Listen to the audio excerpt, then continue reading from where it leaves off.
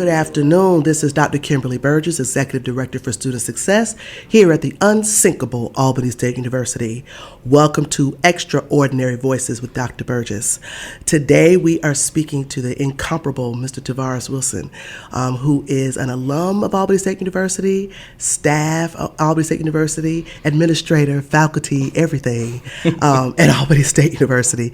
And I wanted to speak to him today about his experiences of someone who actually walked this yard and now walks the yard in a different path, in a different capacity, and talk about his experiences here at the Unsinkable. Good afternoon, Mr. Wilson. Good afternoon, Dr. Burgess. Thank you. How are you doing?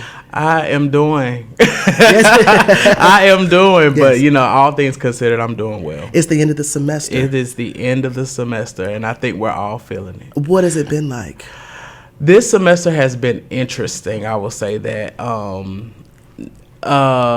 we had some changes this semester. We had a new faculty member come in this semester, so navigating that has been a little bit different because they're from she's from another country. Yeah, she's from another country. She's from Nigeria, and she's oh my gosh, I forgot the assignment. She's Fulbright. Fulbright. Thank you so much. Thank you. A Fulbright scholar. My mind is that all is over okay. the place. It's fine. Fulbright scholar, and so trying to work through that with the current curriculum and figuring out what are some things that she can do and what are the things that she can pour into our students. It's been interesting, and I think my students they're finding they're finding how to kind of deal with that because it's for the longest it's been me. Yes, so they're like, okay, this is new, this is different, and so we're all working together to kind of make that happen. And plus, this is the last bit of my largest graduating class that's graduating this semester, so all of their requests and making sure they're good for graduation and post-graduation plans also, because that's one thing that maybe we can get into a little bit later that I have strived to do with every student I graduate. What are your post-graduation plans? Absolutely. So in this capacity, I gave all of these hats, but I didn't talk specifically about what that is. I mean, you are director of the theater department at Albany State University. You are the faculty member, and you advise all of the students. Is that not correct? That is correct. That is me all day, every day. And so what really caught my eye in our relationship exactly was when I was blessed to be a part of your production of The Color Purple that and we I ran was blessed to have you. that we had here at Albany State University. And so I'm going to tell you what caught my eye. I think we've talked about this before, but what caught my eye actually was your relationship with your students. And I wanted to talk to you about that for a minute because in my capacity in student success, I'm chasing bad students all the time, quote unquote bad students. I'm chasing the students that did not go to class. I'm chasing students that aren't turning in their assignments. They aren't passing. They're not engaged. They're not motivated. And that's really who I'm chasing all the time, trying to put something into students or bring something out of students that they don't already have. However, with your group of students that I observed over that long period of time that we all were together in the trenches, I observed that despite how many hours of classes they had per day, and I observed when they weren't sometimes going to their own classes outside of theater, because I knew what some of their grades were, of course, during their time in my capacity. So I knew, what they were struggling with outside of the production. They were there, okay? After a certain point, they were there and they worked hard and they were committed. And I never saw one student give you any lip. I wanted to say that. I never saw anybody even do an eye roll or anything.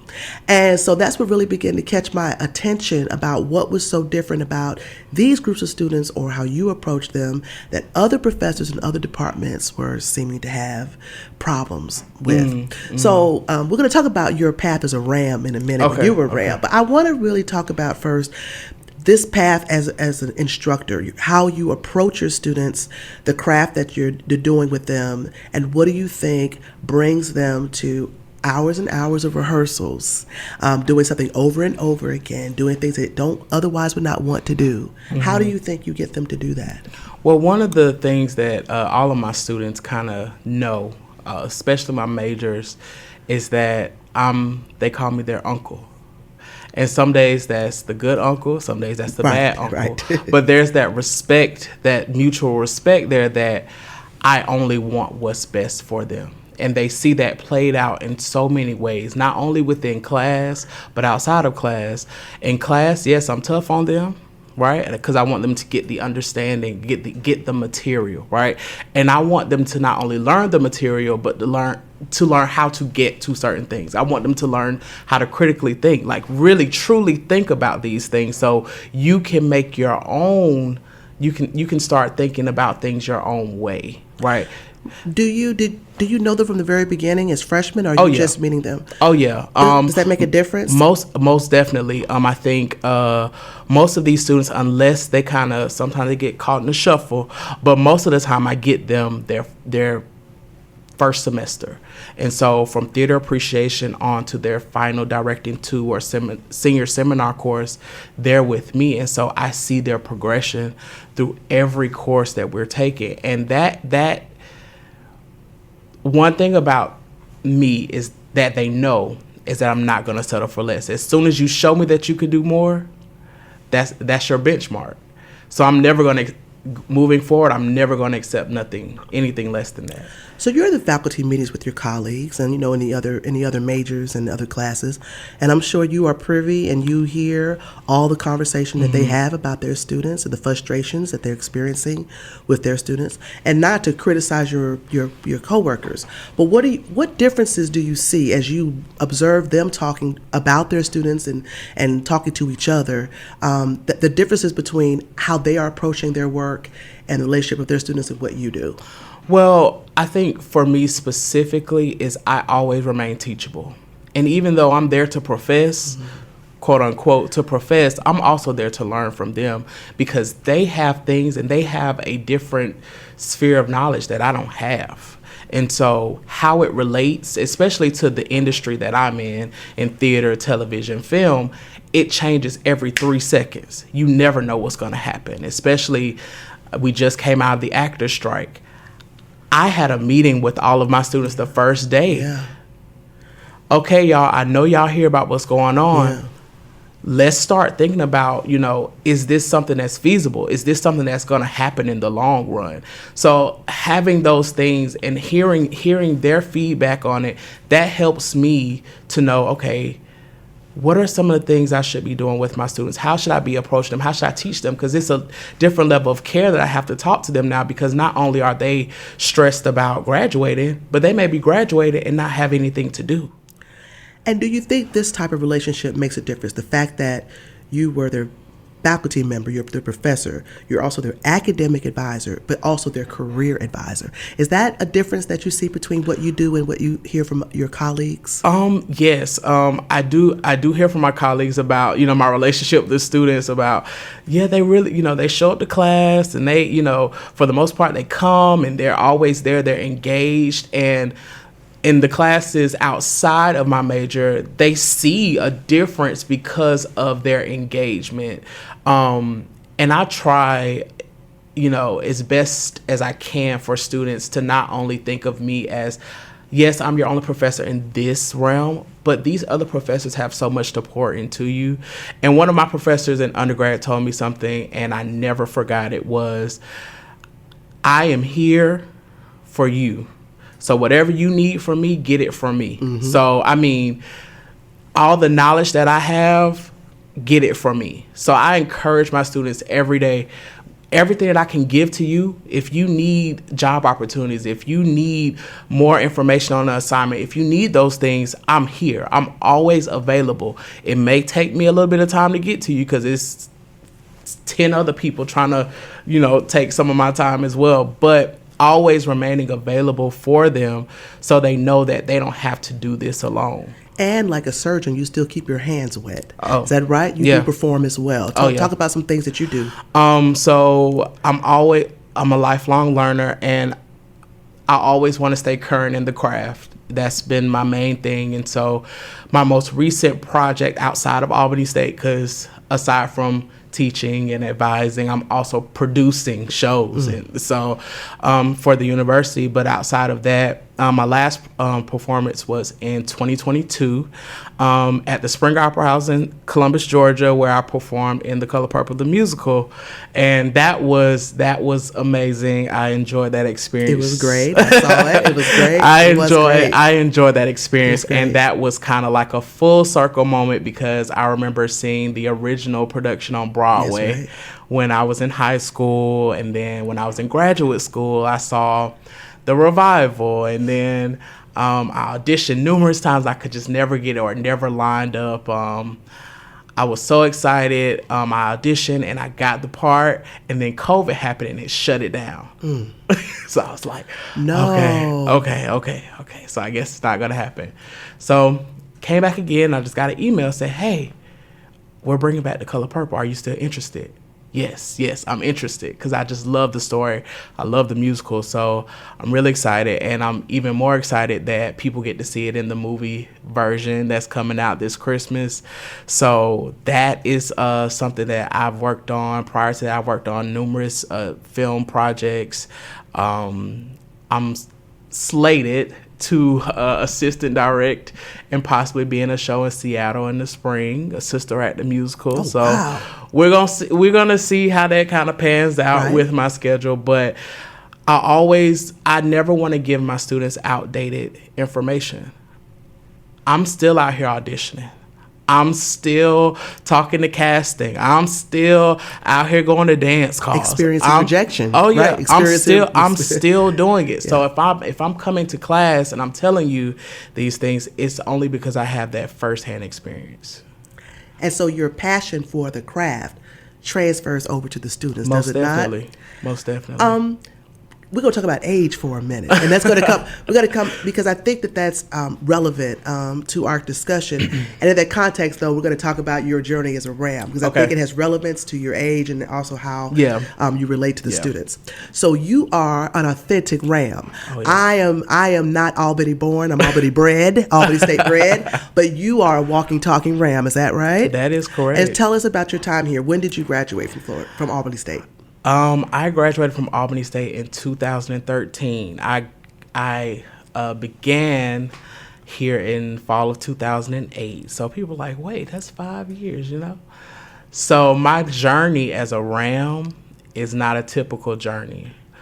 But when I was getting into college, I was auditioning to so many different colleges. I was in a singing group in high school that went on college tours every spring break. We didn't do anything for spring break, but go on college tours and audition. Right. So we auditioned at that time for music scholarship. So my initial goal when I was going to college was to be a music education major. That was my initial goal. And so I got accepted to all of these different schools, Hampton, North Carolina Central, Albright College, Howard, South Carolina State, Claflin, like all of these HBCUs and other schools. And so we came to Albany my senior year. I will never forget, we came to Albany State my senior year, and we met Dr. Hood and we sang. And so we kind of found out that our repertoires were kind of the same, and so we started kind of like singing back and forth. So that was good, and we had a lot of fun doing that. And we went to a probate that night because it just so happened that I think it was a KK Psi and TBS probate. So we went that night, and I was like, oh, I love it here. I love it. It's a beautiful campus. I love it. Right. And then in that moment, and it's kind of crazy how things just come back to your remembrance. I remembered in that moment that my cousin attended Albany State. Post-flood of 94. Okay. So I remember back in the day, all those memories just came flooding. It was kind of like a locked out memory, but all those memories started coming back. And I remember going to her dorm when she stayed in a trailer on lower campus. That's right. And we were playing jacks after the flood. Students lived in trailers. The residence halls were flooded out, and they were living flooded out in FEMA trailers. Yes, I remember it so vividly. And then I remember she was in a gospel choir, and we came for a concert, and Shirley Caesar was there. Like, I remember all these things. I'm like, I did like this place. And so I enrolled in that fall, and then when I got here, I got scared. What were you scared of? I was scared of just there was a pressure from my family to, I was the one that kind of made it. Mm-hmm. And so that pressure of getting out of our current situation and aiming for something better, it wasn't a whole lot of support.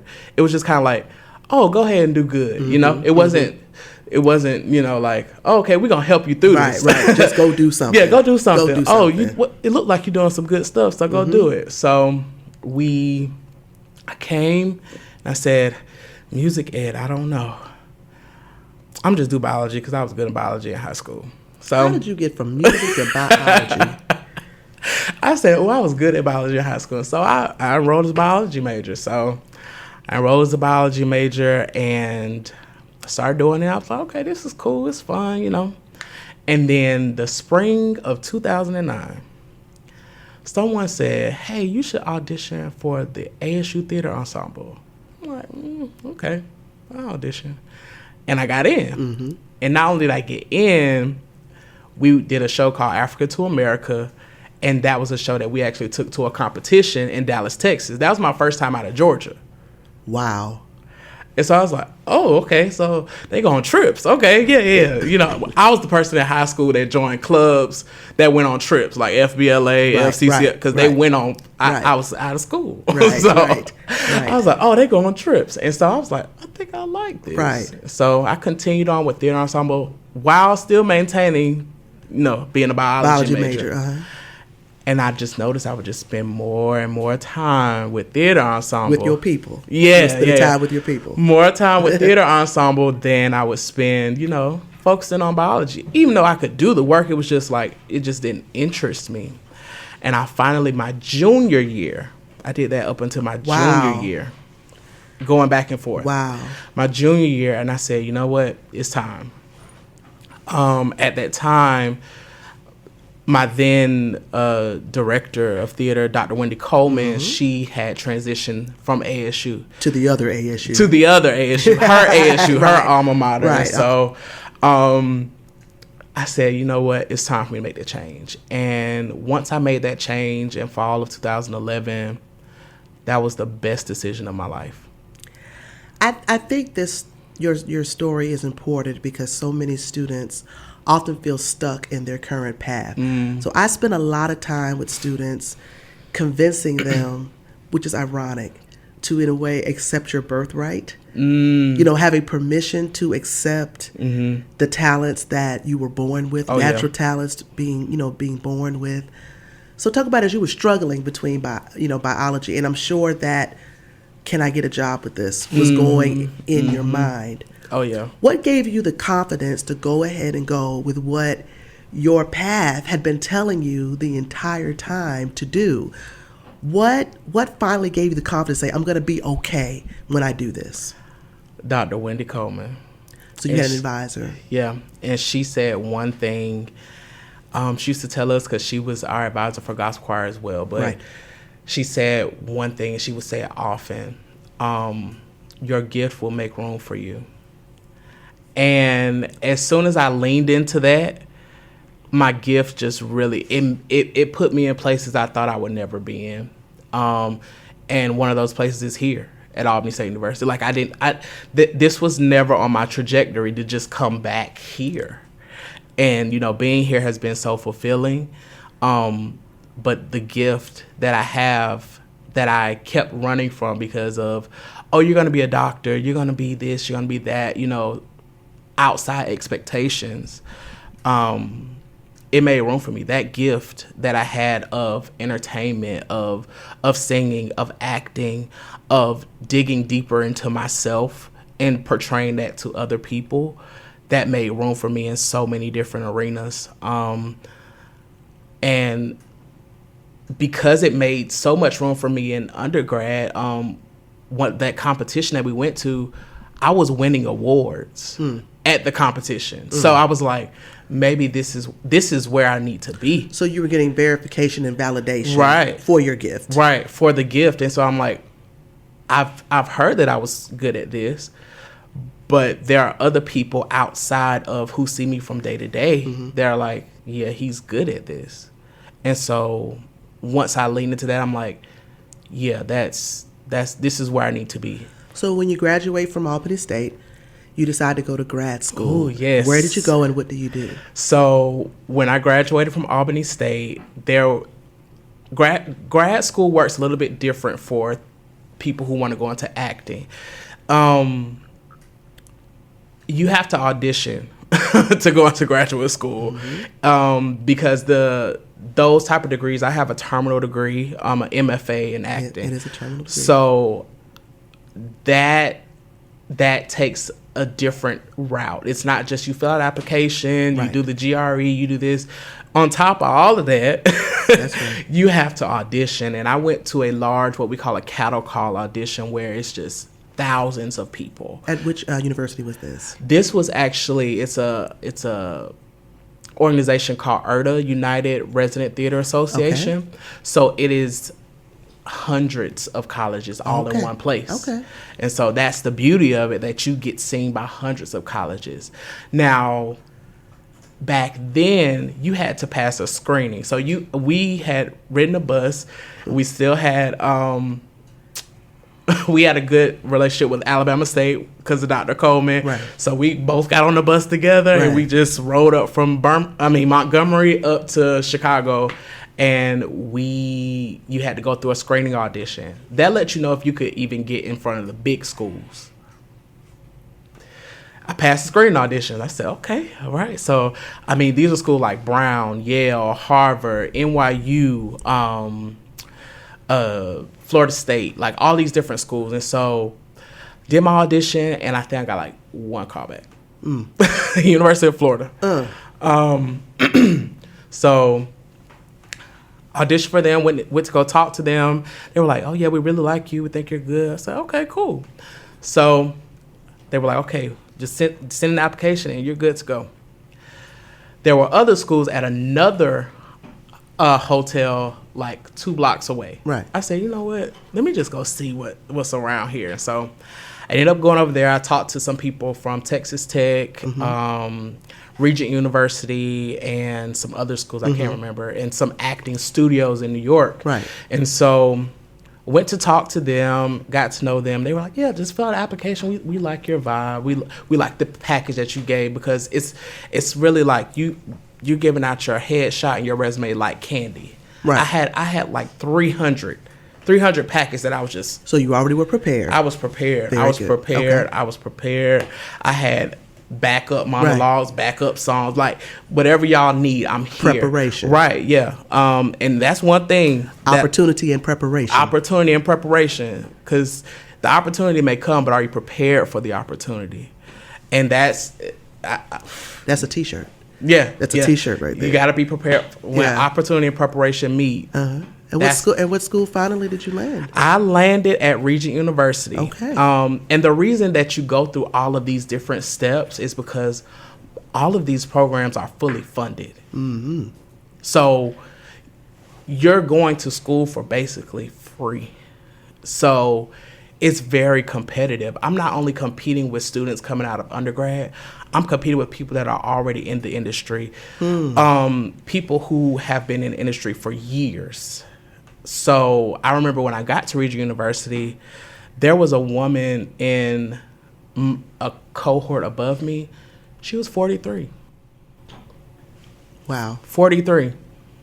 And she had been on Tyler Perry. She had been doing TV, film. She had been doing that, but she wanted to get a degree. So talk about how your experience as a RAM and the lessons you were taught here, the activities you were taught here, how did that even prepare you for your opportunity and then for how you did while you were in grad school? Networking. One of the things that I have observed around campus is networking. We were in so many different areas. Even today, I have friends from Albany State that are literally everywhere. Right. That I can just say, hey, I can literally just, because, and I mean, fostering genuine relationships, not because we could gain anything from that, but fostering genuine relationships. But networking was huge. Regent University is a private Christian university, so it was completely different from this down south Georgia HBCU, I mean, flipped completely over.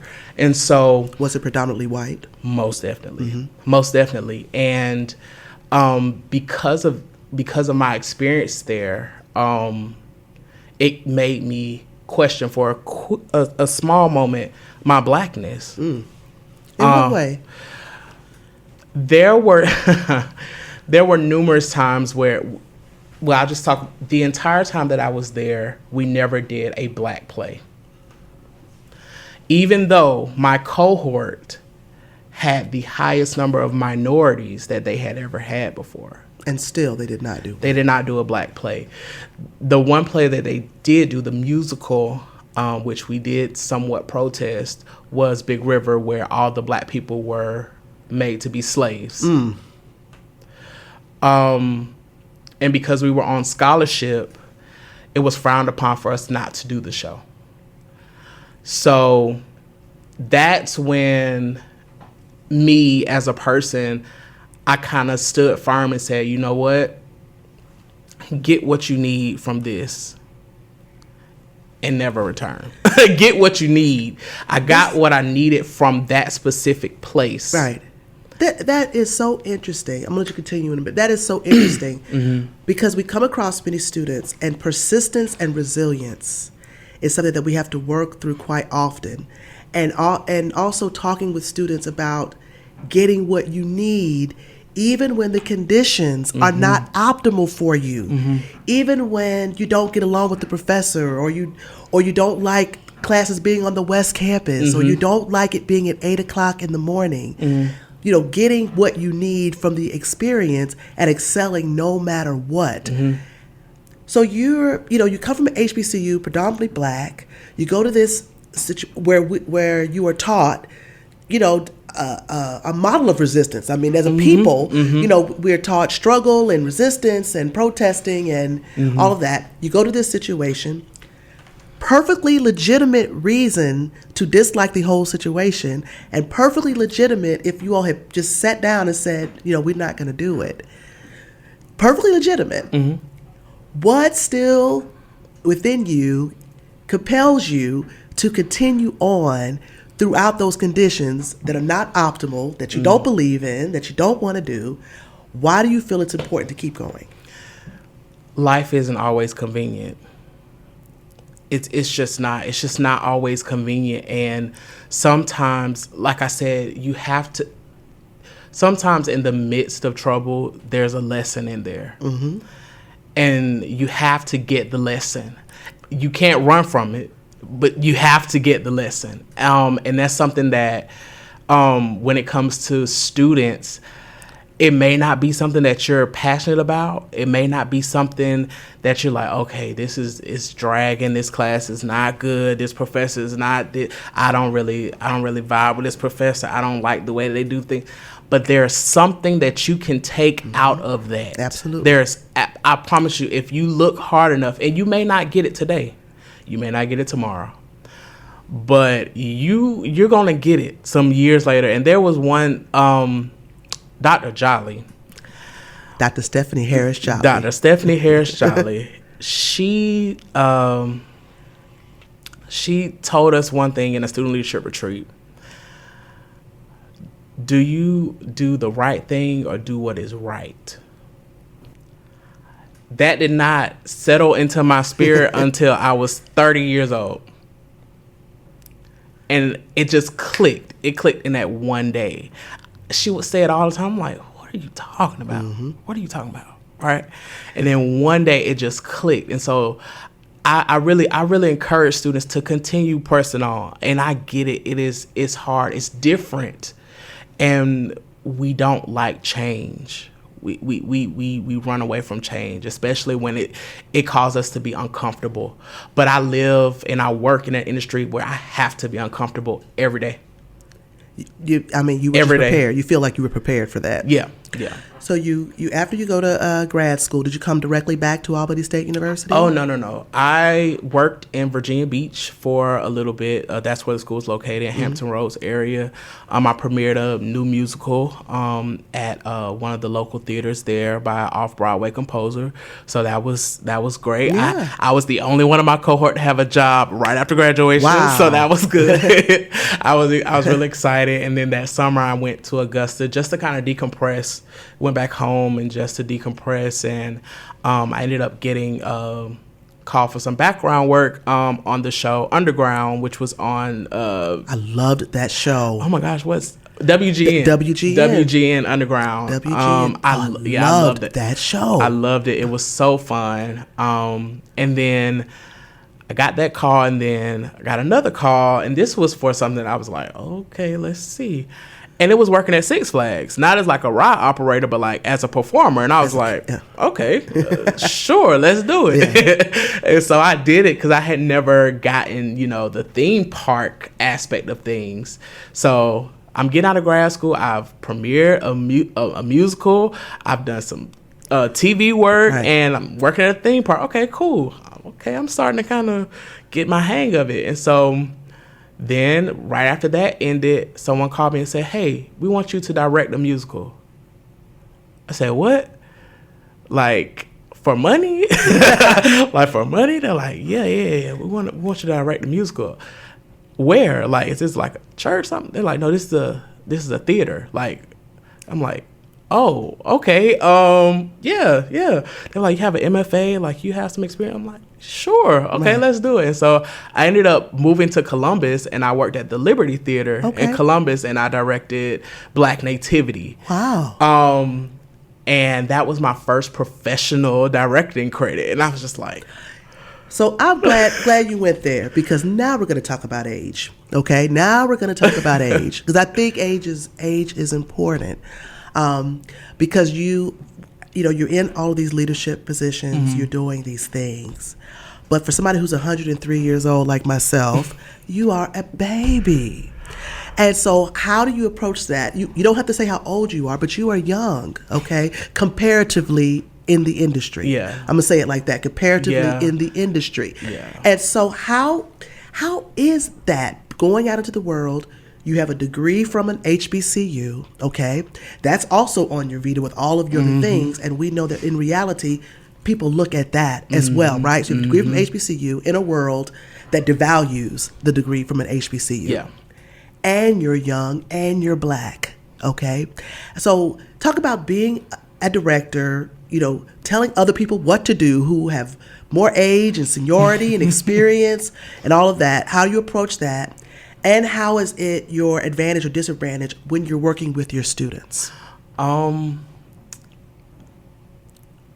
So yes, I started my professional career, I would say, somewhat young. And in academia, I'm definitely a baby. Mm-hmm. Yeah. I'm definitely a baby in academia. I'm currently 33. I began my career in academia at 27. Mm-hmm. And at 27, I never thought at the age of 27 that I would be a director of an entire program. A director. I mean, like, it's me. I never thought that would happen, but through learning about myself, and I had some very good training when it came to leadership training. So your leadership training that you had while you were here most at definitely Albany here. State, is most that what you're referring most to? Most definitely. I was in numerous organizations and held leadership positions, such as I was a P3. I was in SGA. I was Heroes Mentoring Program. I was in theater ensemble, gospel choir, concert chorale, chamber singers. I was in Bacchus and Gamma. I was in MAPS when I was a biology major. So I was in so many different organizations and had my hands in so many different things that I just learned about people and how people kind of work. And so once I, got the opportunity to start working professionally, and because of my grad school experience, I never wanted anyone else to feel that way, especially when I entered different spaces where there were not only just Black people. I wanted to make sure everyone was heard. And even though I am on the younger side, I like to hear everyone and see how everyone feels about a certain thing. When it comes to students, I think I'm close to their age. Every day they let me know, no, you're not. Every day they let me know, no, you are not. You are not close to us. I'm like, okay, I get it. But I think that what that does is for the generation that's before me, a lot of them look at me in awe. They're like, how can you do all of this? And I'm just like, I don't really know, but I'm doing it. Right. But I'm here to listen to wisdom as well, because there are some things that you've gone through and that I haven't even touched yet. So you're saying you still give respect to those? Most to the elders. definitely. Because it's interesting, particularly like in our production, you were telling people, 5, 10, 15, 20, 30 years your senior, 40 years your senior, giving direction, correction, chastising, advice, and all of that. In our community where we're taught to give reverence and respect, and there's certain things you don't say, to your elders. You've got people with PhDs, around, and you were taught in that community to give reverence and respect and not to say. How did you balance that, even with your production in Columbus, with your production here, in faculty with other faculty? How do you balance that tradition of reverence with standing strong to get things done, and how do you think they received you? Well, one thing I learned at an early age is to separate things. And so once we're in the rehearsal space, that's what we're doing. When we're outside of that, I'm never going to talk to anyone disrespectfully. But once we're in the rehearsal space, we're here to get something out. We're getting the product out, right? But when we're outside of that, it still goes back to, because I'm from the South. I'm just so used to giving respect to my elders, but there's a mutual respect that I kind of set, and I also set expectations at the beginning. When we did The Color Purple, there was a contract. Yes, there was. Yes, there was a contract there that were let you of expectations that this is not only going to help me, but it's going to help you to kind of know, okay, am I going to be able to truly do this production or not? Because if these don't necessarily align with you, it may be, you may need to bow out. I think also what helps, this is something I observed was in leadership, and something that many of us who believe in you say, I'm always trying to learn, I'm always learning from those, was that you were open to sometimes a crazy idea or a crazy suggestion. I never saw you one time say, that's the dumbest thing I ever heard. No. Excuse me.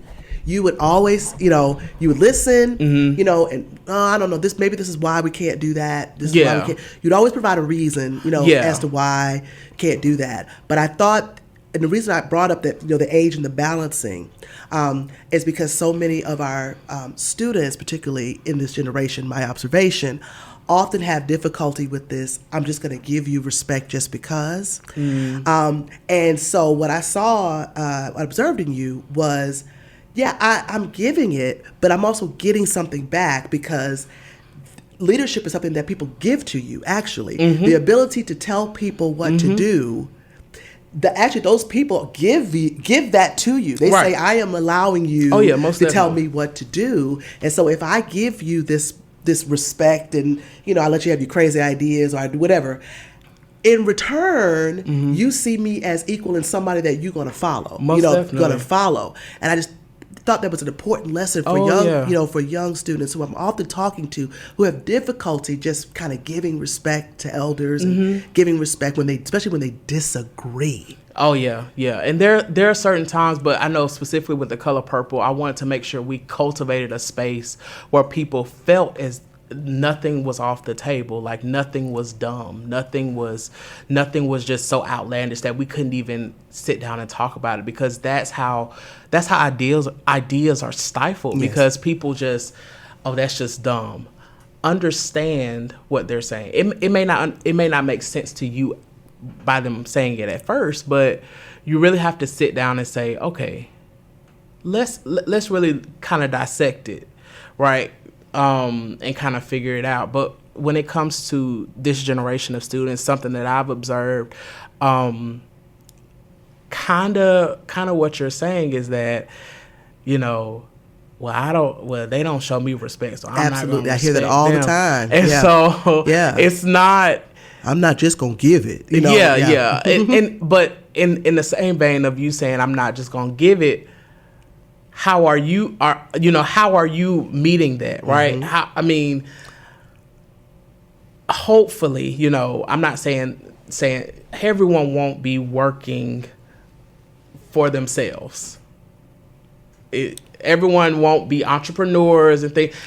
Everyone can't be. Most likely, you will have a boss. You will have someone above you that you will have to answer to. Yes. And when those disagreements come, you can't just drop everything, because now that kind of affects your livelihood. And so we have to learn, really, something I've observed too with students is just kind of jumping back into those soft skills of kind of how we interact with each other as people. I know COVID did a number on us, especially, just interacting with people just in general.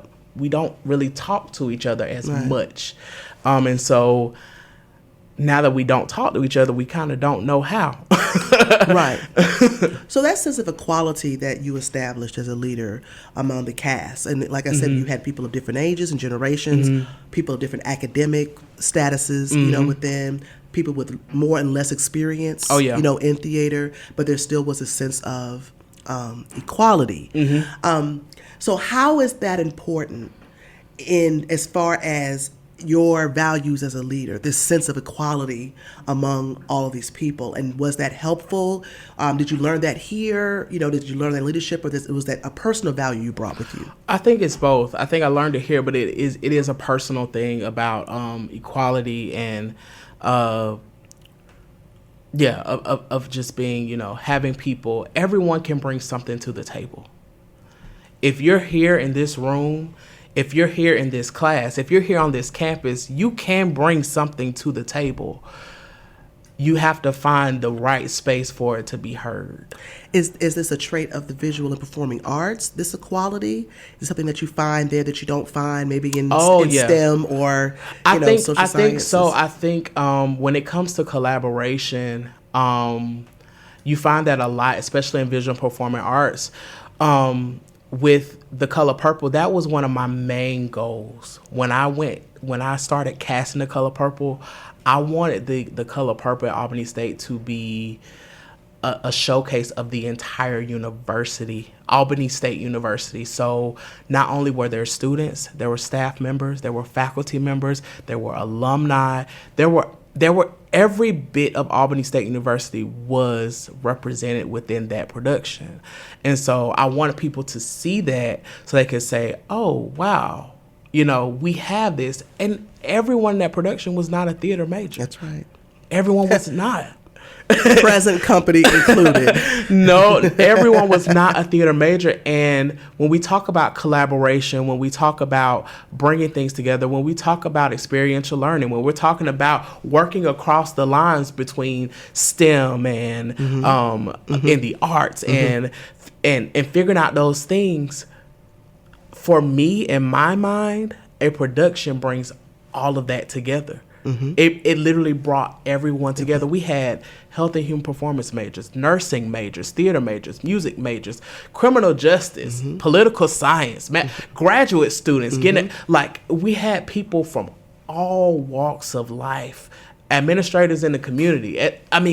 Everywhere. And so if we're talking about truly that essence of collaboration, really the arts it's one of the easiest ways to kind of bring those things together. Which is why I wanted to talk with you, because that experience was opening my eyes to just a lot of areas. And I remembered, I did act in high school. I did this, and what skills that gave me. The reason why I was thinking about that was look at these skills that I learned when I was acting in high school, and look how strong the students are who perform in that area. And so I have been pushing as much as possible students who seem to be disengaged and unmotivated in their current classes and but they have robust personalities. I have been trying to encourage. Have you tried? Why don't you do theater as a minor? Yeah. Why don't you? They need an outlet. Yeah, go try out. For that, just to give them space, and once again, permission. Yeah. To let their gift, speak for them. So you talked a lot about, Dr. Wendy Coleman, as one of your primary mentors. I'm a Marvel fanatic. Okay. Huge Marvel fanatic. Okay. And so I talk to students a lot about superheroes because I am a Marvel, and I watch some DC too. I talk to students a lot about superheroes in their lives.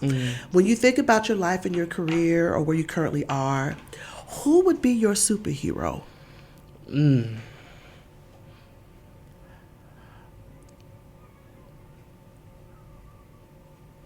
Career. In my career, I would definitely say Dr. Deron Williams. Okay. And the reason I say that is because he's still my mentor today. He's my professional academic mentor today. We kind of came from the same background. He's from Augusta. He went to Albany State, graduated speech and theater, went on to get an advanced degree. I mean, he's currently in Chicago. He works at DePaul. I think that's correct. Is it DePaul? DePaul. Is it DePaul? I think it's another one. But he works at a university in Chicago. And seeing him kind of go up through the ranks, and he was my professor at one point in time before he went on to get his doctorate at Texas Tech. That was one of the reasons I applied to Texas Tech. And to see him, and we come kind of from the same background, and to see him kind of make it through Albany State and to see him make it past that. I mean, now, aside from him being a professor, I mean, he's doing dramaturgy for, huge theaters in Chicago. People think of New York as, the hub of theater. It is, but Chicago has a robust theater scene as well. And so, like, the Goodman, he's working at all these different places that, I look at and I'm like, major people work here, like Felicia Rashad and Paulette Washington, Denzel Washington's wife, like all these different, these amazing people. And I'm just like, that's kind of what I want to do. I want to work with these people. So he's walking the path and doing the things that you aspire to do. Most definitely. So when you think about your own superpowers, what do you think you bring to the table? What are your own superpowers, and how do you think they help and assist others? Definitely resiliency. Being resilient. I personally, my life has been kind of sprinkled with loss. I lost my mother when I was a sophomore in high school. When I was 15. And so I navigated that getting into college. I'm like, okay, we're going to kind of figure it out. I lost my father my senior year of high school, my senior year of college, excuse me. It was my first semester of senior year. And so I was like, whew, okay. Again. Body blow again. Yeah. And I'm just like, okay, it's what am I supposed to do? So and I made it through that. And those things kind of helped me become very independent. Extremely independent, and resiliency, because many people, that would just take them out. Like, they would just like, you know what, it is what it is. But for me, that gave me the strength. Truly, it gave me the strength to kind of continue on. Now, I'm not saying everything has just been great. Right. Everything hasn't been great, but I think, those things, I definitely miss my mother and my father, but they left some great things within me to kind of continue along this path. And I think one of the things for me, and I kind of preach that to my nephew, who is actually here at Albany State, who's graduating next Saturday. Wow. You have great things in you. It's really about bringing them out. You have those things are in you, right? And we make a choice every day. And I tell my students, especially when it comes to acting, it's specifically acting too. And this is the course where we start dealing with the psyche of acting. And so you have one or two choices. You can accept everything about you, the good, the bad, the ugly. Because we're not all good, we're not all bad, we're not all ugly. Or you can change those things that you don't like. But when you start to confront those things and look into the mirror, that's what scares us. But as an actor, you have to confront them. You have to. You have to confront them, and you have to look into that mirror and say, what are we going to do? And I think for me, when it comes to the students, that could have took me out. And I tell my students this story. I don't, because I've healed from that. I've healed from, those losses.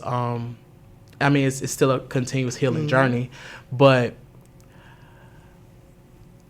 your circumstances don't define your future, your destiny. They don't. Your current circumstances, they definitely do not. But it's all in how you take them, because life is going to keep lifing. It's going to do it every day. Hashtag woo child. Life is going to life every day, but it's how you take it. I was built tough. I was built tough. I don't know too many people that lost both parents and still able to kind of keep going, But, I had to, because it was just in me. Something just told me, you can't sit down. Would that be your most profound advice for first-year students? Most definitely. Keep going. I said it today in class. I was like, y'all, let's push to the end. Let's get to the end. Keep going. You never know what's at the end. You never know. But if you give up, that's just it. You have to keep going. You have to. This it's not easy. College isn't easy. Life isn't easy. But college does provide you somewhat of a bubble to kind of, this is the place where you make mistakes. This is the place where you get a little messy and you kind of fix things up and do all that stuff. This is the safe place for that. And especially being in an HBCU, you get a lot more loving at an HBCU compared to other institutions. And so take full advantage of that, but don't take advantage of it. When it comes, take advantage of, that love and that support, but don't take advantage of it, because at the end of the day, once you walk across that stage and they give you your degree, the real world is waiting the next day. After all the celebration has died down, have you prepared yourself for the life that you want to live? Have you prepared? You've gotten everything that you needed from, your degree programs, but are you using those?